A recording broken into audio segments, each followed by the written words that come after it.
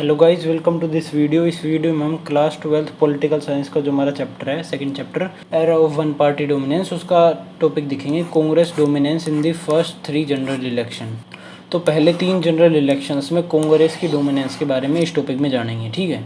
तो पहले 3 general election कौन से टाइम पीरियड के थे? पहला जनरल इलेक्शन 1952 में हुआ था, दूसरा 1957 में हुआ था, तीसरा 1961 में हुआ था, ठीक है। तो ये जो 3 जनरल इलेक्शन हुए थे, इन तीनों जनरल इलेक्शन में जो कांग्रेस थी उसकी जो डोमिनेंस थी वो बहुत ही लार्ज लेवल की थी। मतलब उसकी आसपास की कोई भी पार्टी नहीं थी, ठीक है। अब वो कैसे नहीं थी, क्या क्या कारण थे उसके पीछे के, वो सारे इस वीडियो में देखेंगे, ठीक है। सबसे पहला जो रीज़न है कि कांग्रेस की डोमिनेंस थी वो ये थी कि कांग्रेस ने ना जो नेशनल मूवमेंट थी, नेशनल मूवमेंट जो अंग्रेज़ों के ख़िलाफ़, ब्रिटिशर्स के ख़िलाफ़ इंडिया ने 1947 से पहले जितने भी प्रोटेस्ट वगैरह करे थे, जितनी भी मूवमेंट वगैरह चलाई थी, नेशनल मूवमेंट, तो वो सारी मूवमेंट इंडियन नेशनल कांग्रेस के लीडर्स ने मिला के चलाई थी, ठीक है। जैसे कि नेहरू जी हो गए, गांधी जी हो गए, उसके अलावा भी बहुत सारी पार्टीज़ ने चलाए थे, लेकिन मेन नाम इन्हीं का आता है, ठीक है। जैसे कि बहुत सारे अलग अलग लोग थे, जैसे कि भगत सिंह, सुभाष चंद्र बोस, ऐसे बहुत सारे अलग अलग लोग थे। वैसे सुभाष चंद्र बोस भी एक टाइम पीरियड पे कांग्रेस के ही मेंबर थे। तो कांग्रेस का बहुत नाम था उस ज़माने में कि ये मूवमेंट चलाते हैं।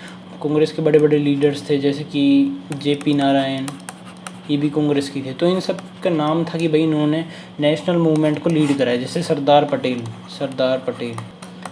पटेल ने भी जो इंडिया का नेशनल मूवमेंट है उसमें बहुत बड़ा योगदान दिया, और वो भी कांग्रेस के थे। तो कांग्रेस को ऐसा देखा जाता था कि इस पार्टी ने हमें आज़ादी दिलाई है। तो इस वजह से क्या होता है, 1947 के बाद जो पहले इलेक्शन होते हैं 52 में, तो 52 में सब लोग देखते हैं कि भाई इस पार्टी ने हमें आज़ादी दिलाई है, किसने? कांग्रेस ने। तो इस वजह से कांग्रेस को वोट देंगे, ठीक है। इस वजह से कांग्रेस की डोमिनेंस एस्टेब्लिश हो गई थी 1952 से ही, ठीक है। तो ये डोमिनेंस कैसे एस्टेब्लिश हुई ये बताया गया है कि स्टार्टिंग में 1952 में 489 MP की सीट्स थी लोकसभा की, 489 सीट्स थी लोकसभा की। उनमें से अंदाज़ा लगाओ कांग्रेस ने कितनी जीती होंगी। कांग्रेस ने 364 सीट्स जीत ली। आज के ज़माने में 543 सीट्स हैं, उनमें से सिर्फ 303 बीजेपी ने जीती थी 2019 में। तो उसके कंपैरिजन में देख लो 489 जो कि कम सीट है, 60 सीट कम है, -60, फिर भी कांग्रेस ने 364 जो कि आज की बीजेपी से ज़्यादा, 60 सीट ज़्यादा जीत ली। तो समझ सकते हो तुम कितना ज़्यादा डोमिनेंस था कांग्रेस का उस ज़माने में। 364 सीट जीत ली फर्स्ट लोकसभा इलेक्शन में, ठीक है। और किसी भी चैलेंजर, जो कि उस ज़माने में चैलेंजर थे कांग्रेस पार्टी के, जैसे कि कम्युनिस्ट पार्टी हो गई, सोशलिस्ट पार्टी होगी, और जो अलग अलग पार्टी थी, ये जो कांग्रेस पार्टी के चैलेंजर्स थे, इन सब चैलेंजर्स से बहुत ज़्यादा आगे थी Congress party. Second biggest party अगर उस ज़माने में देखी जाए, सेकंड बिगेस्ट MPs की सीट के कंपैरिजन में, तो सेकंड बिगेस्ट पार्टी थी कम्युनिस्ट पार्टी ऑफ इंडिया, जो कि 16 सीट बना पाई थी। तो सोच लो, पहली बिगेस्ट पार्टी थी 364 सीट वाली, और दूसरी बिगेस्ट पार्टी थी कम्युनिस्ट पार्टी ऑफ इंडिया, जिसके पास सिर्फ 16 सीट्स थी। यानी कि कोई भी कंपैरिजन ही नहीं कर सकता था उस ज़माने में कांग्रेस पार्टी का किसी और पार्टी से, ठीक है। इतना तगड़ा डोमिनेंस था। फिर उसके बाद इलेक्शंस के बारे में थोड़ा बहुत बताया गया है कि उस ज़माने में जो स्टेट के इलेक्शन थे, सेंट्रल गवर्नमेंट के इलेक्शन थे, गवर्नमेंट ऑफ इंडिया के, उसके साथ स्टेट के इलेक्शन साथ के साथ कराए गए थे। जैसे कि आज के टाइम पे होता है कि जो स्टेट के इलेक्शन होते हैं वो अलग होते हैं कई जगह पे, और सेंटर के इलेक्शन वो अलग होते हैं, ठीक है। कि भाई सेंटर की सरकार के लिए अलग इलेक्शन हो रहे किसी और अलग डेट को, जैसे 2019 में सेंटर की सरकार बनी थी। लेकिन बहुत सारी जो स्टेट्स थी उनके भाई इलेक्शन 2023 में भी हुए हैं, 2022 में भी हुए थे, 2021 में भी हुए थे, ठीक है। तो इससे पता चलता है कि आज के ज़माने में स्टेट और सेंटर के इलेक्शन अलग होते हैं। उस ज़माने में स्टेट और सेंटर के इलेक्शन एक ही टाइम पे हुए थे। 1952 में ही सेंटर और स्टेट गवर्नमेंट दोनों के इलेक्शन एक साथ हुए थे। क्यों? और आज के ज़माने में अलग अलग क्यों होते हैं, इसके पीछे का कारण क्या है? तो इसके पीछे का कारण ये है कि भाई मान लो स्टेट की गवर्नमेंट चल रही है, स्टेट की गवर्नमेंट चली 1952 में, और सेंटर की गवर्नमेंट भी चली 1952 में। ये है सेंटर और ये है स्टेट, ठीक है। तो अब मान लो सेंट्रल गवर्नमेंट में कोई दिक्कत आ गई, सेंट्रल गवर्नमेंट सिर्फ 3 साल चल पाई, 1955 तक चली, मान लो। ये ऐसे एग्जांपल दे रहा हूँ, सच में इतने नहीं चली थी, ठीक है। सच में तो 57 तक चली थी। तो मान लो सेंट्रल गवर्नमेंट 3 साल तक चली सिर्फ, लेकिन स्टेट गवर्नमेंट अपने भाई पूरा 5 साल का टर्म कंप्लीट कर देती 1957 तक।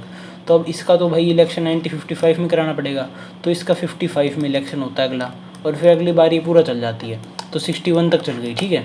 और स्टेट गवर्नमेंट क्या होती है, वो अगली बार 57 में इलेक्शन होता है, और वो पूरा चलती है भाई, कितने साल हो गए, सॉरी यहाँ पे 60 आएगा, ठीक है 60, और ये 57 में 5 प्लस करोगे तो 62। तो भाई स्टेट गवर्नमेंट जो अब है वो 2 साल परमानेंटली आगे हो चुकी है, ठीक है। अब क्या पता कल को मान लो स्टेट की गवर्नमेंट 3 साल चले तो 65 पे पहुंच जाए, फिर उसके बाद ऐसे बराबर भी आ जाए और आगे पीछे भी रहे। तो इन कारणों की वजह से जो स्टेट और सेंटर है उनके जो इलेक्शन है वो आगे पीछे हो जाते हैं। क्यों हो जाते हैं? क्योंकि भाई कई बार स्टेट गवर्नमेंट 3 साल तक चलती है, कई बार सेंट्रल गवर्नमेंट 3 साल चलती है।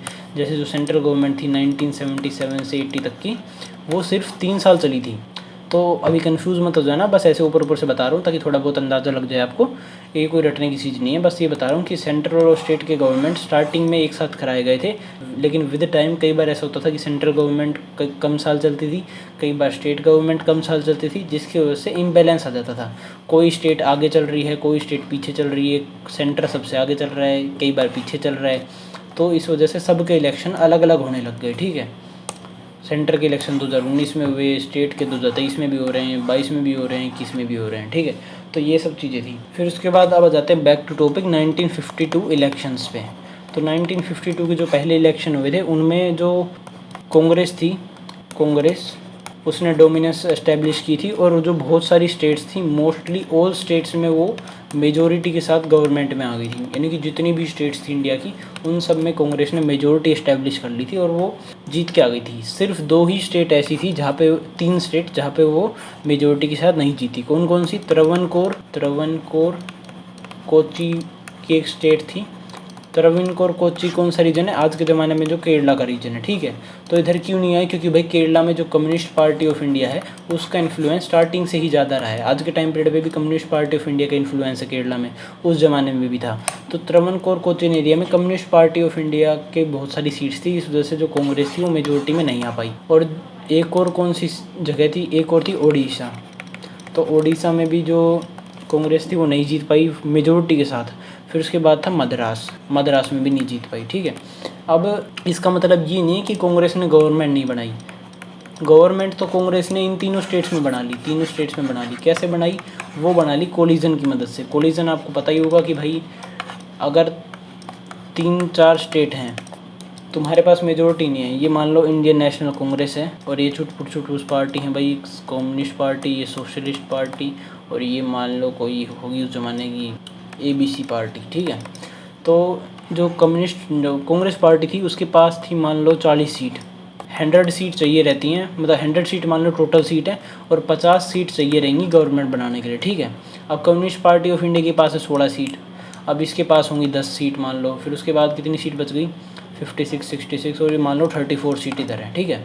तो अब देखो कि किसी भी पार्टी के पास मेजोरिटी नहीं है, यानी कि 50 सीट चाहिए गवर्नमेंट बनाने के लिए, लेकिन किसी के पास भी नहीं है। तो अब क्या करना पड़ेगा? जो कोलिजन बनाना पड़ेगा। कोलिजन क्या होता है? 1 से 2 पार्टीज़ मिल के अपनी सरकार बना लेंगी। तो अब 50 सीट चाहिए, तो इंडियन नेशनल कांग्रेस और सोशलिस्ट पार्टी आपस में मिल जाएंगी और 40 + 10 50 हो जाएंगी, और वो मिलकर सरकार बना लेंगी।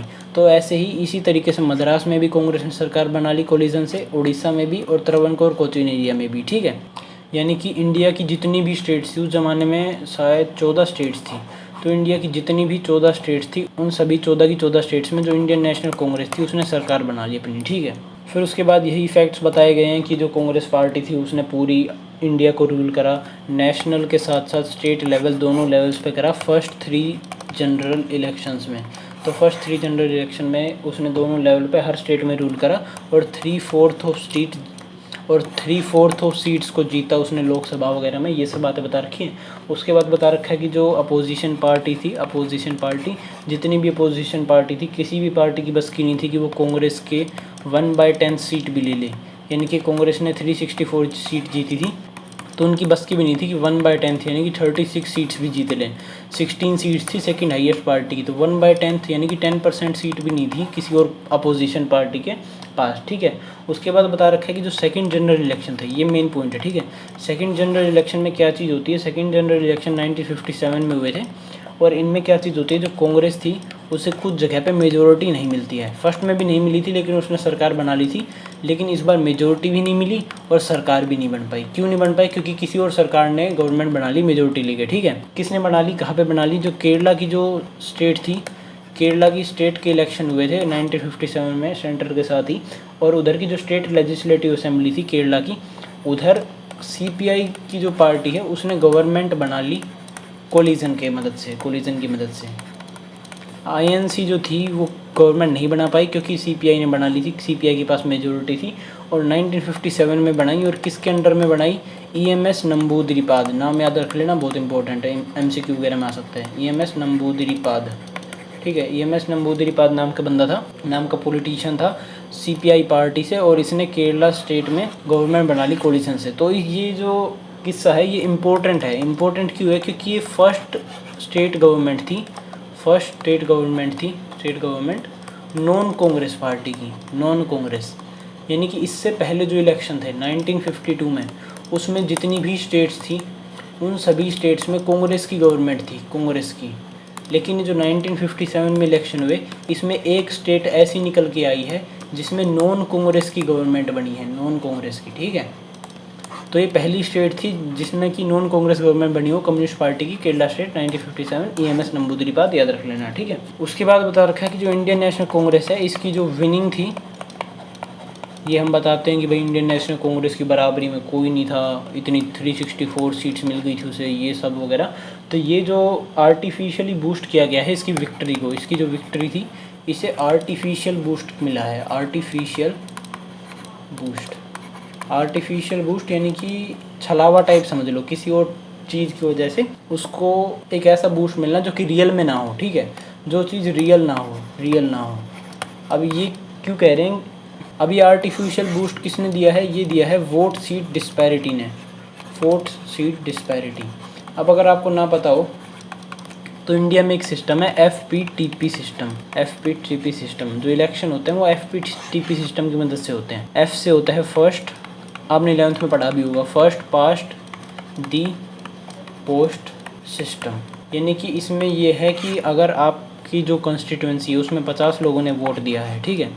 अब 10 वोट सबसे हाईएस्ट वोट हैं, 9 किसी सेकंड हाईएस्ट पार्टी के हैं, ये पहली जो पार्टी आई है वो 10 हैं, दूसरे पे 9 आए हैं, फिर तीसरे पे 8, 7 या फिर 7, 6, 5 ऐसे 9, 8 ऐसे कुछ वोट से, और टोटल 50 वोट हो गए लोगों के पूरे, ठीक है।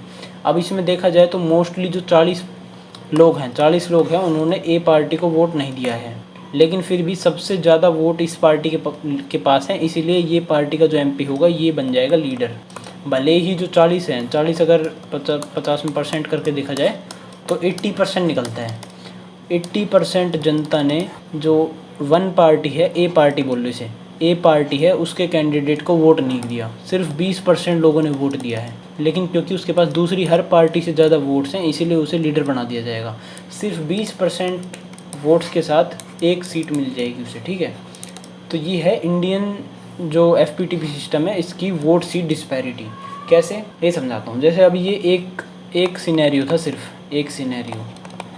इसमें क्या हुआ कि भाई 80% लोगों ने कांग्रेस के खिलाफ वोट दिया, फिर भी कांग्रेस सीट जीत गई, सीट मिल गई 80% लोगों के खिलाफ वोट देने के बाद भी, ठीक है। तो सेम चीज़ यही होती है, कांग्रेस जो थी इंडियन नेशनल कांग्रेस, ऐसा नहीं है कि मतलब इंडियन नेशनल कांग्रेस को 364 सीट्स मिली। ये 364 कितने परसेंट होता है? 74% होता है। तो ऐसा नहीं है कि भाई 75% लोगों ने इंडिया के ने कांग्रेस को वोट दिया था, ऐसा बिल्कुल भी नहीं है। कांग्रेस को सिर्फ 45% लोगों ने वोट दिया था। जैसे इस सीट को जीतने वाले को सिर्फ 20% लोगों ने वोट दिया था और उसे सीट मिल गई 80% के खिलाफ, ठीक है। तो वही चीज़ होती है, 45% ने वोट दिया और 74% सीट मिल गई। ये हमारे एफपीटीपी सिस्टम की बहुत बड़ी खामी है, ठीक है, कि बस एक वोट एक्स्ट्रा मिलने से वो बंदा एमपी एमएलए बन जाता है, भले ही उसके पास 10% ही वोट क्यों ना हो, ठीक है। और इसी के कंपैरिजन में एक और एग्जांपल दिया गया है सोशलिस्ट पार्टी का। Socialist party second largest party. अब आप कहोगे कि इसी वीडियो में मैंने पहले बताया था कि Communist Party of India second largest party थी 16 सीट के साथ, लेकिन ये second largest party by vote थी, वोट परसेंट। और ये जो सीपीआई थी सेकंड लार्जेस्ट पार्टी, ये सीट्स के हिसाब से सेकंड लार्जेस्ट पार्टी थी, वोट के हिसाब से सोशलिस्ट पार्टी थी, ठीक है। क्यों थी? क्योंकि भाई इसके पास कितने परसेंट वोट थे? इसके पास 10% वोट थे पूरे इंडिया के, ठीक है। तो कांग्रेस से सिर्फ 4 गुना कम ही तो वोट थे, ठीक है। तो अगर इस तरफ से देखा जाए तो भाई जो सीट है वो भी 4 गुना कम आनी चाहिए, यानी कि लगभग 18 सीट आनी चाहिए कम से कम जो सोशलिस्ट पार्टी उसके पास। लेकिन ऐसा नहीं होता इंडिया में। जो सोशलिस्ट पार्टी थी उसके पास सिर्फ 3% सीट आई, सिर्फ और सिर्फ 3% सीट आई। यानी कि 10% वोट उसने हर जगह से ले लिए, लेकिन उसके पास सिर्फ 3% वोट आई। और वही दूसरी तरफ जो कांग्रेस पार्टी थी उसके पास 45% वोट थी और उसने 74% सीट जीत ली। क्यों जीत ली? यही वाला सिस्टम भाई, 80% लोग आपके खिलाफ भी वोट करेंगे, लेकिन अगर आपके पास 20% वोट्स हैं और आप फर्स्ट आ रहे हो अपनी कॉन्स्टिट्यूंसी में तो आपको सीट मिल जाएगी, ठीक है। यही वाला सिस्टम है। तो इस सिस्टम की वजह से भी जो कांग्रेस है, इंडियन नेशनल कांग्रेस, उसकी डोमिनेंस कुछ ज़्यादा ही दिखा दी गई। डोमिनेंस, आर्टिफिशियल बूस्ट मिल गया उसकी डोमिनेंस को। ऐसा नहीं है कि भाई 75% इंडियंस कांग्रेस की वाह कर रहे हैं, सिर्फ 45% थे, लेकिन फिर भी 75% सीट मिल गई, ठीक है। ये सब हुआ था first pass the post system की वजह से, और यही आज के टाइम पीरियड पे जो बीजेपी है उसको भी हो रहा है, ठीक है। अगर आपको पता हो तो बीजेपी को 2019 के इलेक्शन में 303 सीट मिली। 303 सीट बहुत बड़ा नंबर होता है। तो 330, अगर 300 सीट अगर आप 500 में से अप्रोक्स मान के चल रहा हूँ, 500 में से अगर आप डिवाइड करोगे तो कितनी सीट होती हैं? ये होती है लगभग 60% सीट, ठीक है। या फिर तुम मान लो 50% के आसपास मान लो, तो 50% सीट को बीजेपी को मिली 2019 में। लेकिन बीजेपी को वोट कितने मिले? बीजेपी को वोट मिले थे 30% के आसपास। 30% लोगों ने वोट दिया, लेकिन 50% सीट मिल गई। अब ऐसा नहीं कि भाई 50% इंडिया बीजेपी की तरफ है, सिर्फ 30% लोग हैं बीजेपी की तरफ, 70% उसके अगेंस्ट है, लेकिन फिर भी 50% सीट्स मिल गई। तो यही है हमारे इंडियन वोटिंग सिस्टम की खामी, फर्स्ट पास्ट दी पोस्ट सिस्टम की खामी, ठीक है। तो ये भी मैंने थोड़ा इन डेप्थ समझा दिया, अगर बोर हो गए हो तो आगे पढ़ लेते हैं। तो सबसे पहले मैंने बताया था कम्युनिस्ट पार्टी ऑफ इंडिया की गवर्नमेंट जो बनी थी केरला में, उसके बारे में। तो कम्युनिस्ट पार्टी ऑफ इंडिया की गवर्नमेंट बनी थी केरला में 1957 में। तो उसके बारे में बताया गया है कि ये जो गवर्नमेंट थी इंडियन नेशनल कांग्रेस के आंखों में खटक रही थी बहुत बुरी वाली, कि भाई हमें कैसे हरा दिया स्टेट लेवल पे पहली बार किसी नॉन कांग्रेस सरकार ने। तो 2 सालों तक तो ये गवर्नमेंट बढ़िया चली, 1959 तक। लेकिन फिर कांग्रेस ने क्या करा? कांग्रेस ने प्रेसिडेंट रूल लगा दिया, प्रेसिडेंट रूल। और प्रेसिडेंट रूल लगा के जो 1959 में जो केरला की स्टेट गवर्नमेंट थी उसे हटा दिया। अगर आपको प्रेसिडेंट रूल नहीं पता तो बता देता हूँ। प्रेसिडेंट रूल के द्वारा जो स्टेट है ना, सेंटर है, सेंट्रल गवर्नमेंट है, वो स्टेट गवर्नमेंट को अबोलिश कर सकती है। यानी कि तुमने कितने भी इलेक्शन करा ली हो, इलेक्शन हो कि भाई स्टेट गवर्नमेंट बन गई हो केरला की, फिर अगर प्रेसिडेंट चाहेगा, प्रेसिडेंट यानी कि सीधा प्राइम मिनिस्टर ही समझ लो, प्रेसिडेंट सारे काम प्राइम मिनिस्टर की मर्जी से करता है। तो अगर प्राइम मिनिस्टर चाहेगा तो केरला की स्टेट गवर्नमेंट को अबोलिश कर देगा 1 सेकंड में। और यही हुआ 1959 में। 1959 में जो स्टेट गवर्नमेंट थी केरला की, उसे अबोलिश कर दिया गया 1 सेकंड में। और वही जो केरला की सीपीआई की पहली नॉन कांग्रेस गवर्नमेंट थी उसे अबोलिश कर दिया गया, और उसके बाद वापस से इलेक्शन होते हैं, ठीक है। तो इसमें कांग्रेस सोची कि इस इलेक्शन में हम जीत जाएंगे, एक बार अबोलिश कर देते हैं 1959 की गवर्नमेंट को। तो ये दिखाता है कि कैसे बहुत ही ख़राब यूज़ किया गया कॉन्स्टिट्यूशन के प्रोविजंस को, कॉन्स्टिट्यूशन के प्रोविजंस को। कॉन्स्टिट्यूशन में ये प्रोविज़न था कि अगर स्टेट लेवल की जो गवर्नमेंट है वो ढंग से फंक्शन ना कर रही हो, या फिर स्टेट में कोई गड़बड़ चल रही हो, कोई दंगे वगैरह चल रहे हो, तो तुम स्टेट की गवर्नमेंट को अबोलिश कर सकते हो, ठीक है, और नई इलेक्शन करा सकते हो, ठीक है। लेकिन भाई जो इंडिया की जो उस ज़माने में सेंट्रल गवर्नमेंट थी, उसने ये देखा कि भाई ये हमारी नॉन कांग्रेस सरकार बनी नहीं, और थोड़े बहुत दंगे वगैरह हो गए होंगे केरला में, तो इसका बहाना लगा के उसने मिस फंक्शन का बहाना और कॉन्स्टिट्यूशन के प्रोविजंस का गलत इस्तेमाल करा, और जब भी स्टेट गवर्नमेंट को अबोलिश करा के वापस इलेक्शन करा दिए, ठीक है, ताकि वो खुद जीत जाए। तो इस टॉपिक में इतना ही बता रखा है। अगर आपको वीडियो अच्छी लगी हो तो लाइक से सब्सक्राइब कर देना। और जो एक्स्ट्रा टॉपिक है केरला में जो मैंने इंसिडेंट बताया 1957 1959 प्रेसिडेंट रूल का, तो ये एक एक्स्ट्रा टॉपिक भी दे रखा है एनसीईआरटी में, आप पढ़ लेना, बहुत ही आसान भाषा में, कोई हार्ड नहीं है। और जो बाकी लीडर्स के बारे में बता रखा है कि अंबेडकर जी के छोटे मोटे साइड में वो दे रखे हैं, उनकी जीवनी दे रखी है।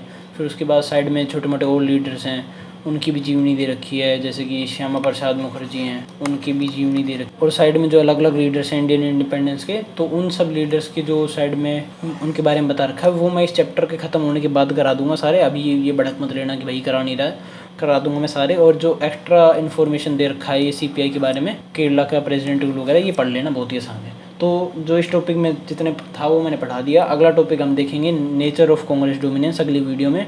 अगर वीडियो अच्छी लगी तो लाइक से सब्सक्राइब कर देना। Thank you.